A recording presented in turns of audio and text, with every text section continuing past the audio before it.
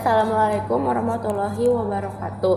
Saya Grace Amon Valensa dari 11 IPS 2 akan membuat video presentasi sejarah Indonesia tentang kebijakan pemerintahan penduduk Jepang di bidang ekonomi.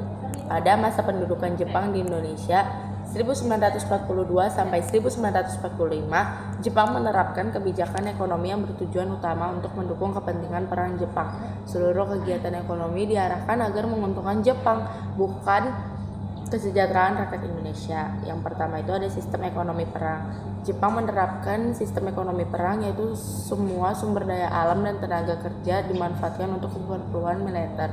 Produksi barang-barang kebutuhan rakyat dikurangi dan diganti dengan produksi bahan perang seperti bahan makanan, pakaian, perang, dan tentara.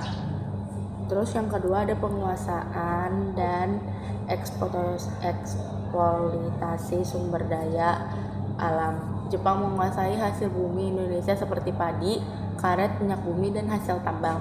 Hasil tersebut diambil secara paksa dan dikirim ke Jepang. Rakyat sering kekurangan bahan makanan karena hasil panen harus disetor kepada pemerintahan Jepang. Yang ketiga ada rumusnya kerja paksa. Untuk menunjang kegiatan ekonomi dan perang, Jepang memaksa rakyat Indonesia. Mereka dipekerjakan tanpa upah dan layak.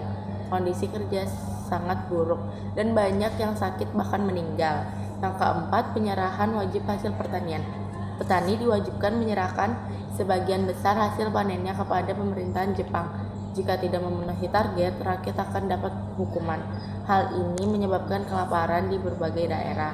Yang kelima, penggunaan mata uang Jepang. Jepang mengeluarkan mata uang sendiri tanpa jaminan emas.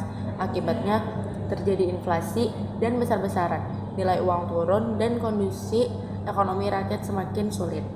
Dan yang terakhir ada kesimpulan, kebijakan ekonomi Jepang bersifat eksploitatif dan memaksa. Tujuannya bukan untuk membangun ekonomi Indonesia, melainkan untuk memenuhi kebutuhan perang Jepang. Dampaknya, rakyat Indonesia mengalami penderita kemiskinan dan kelaparan. Sekian video dari saya, kurang lebihnya mohon maaf. Assalamualaikum warahmatullahi wabarakatuh.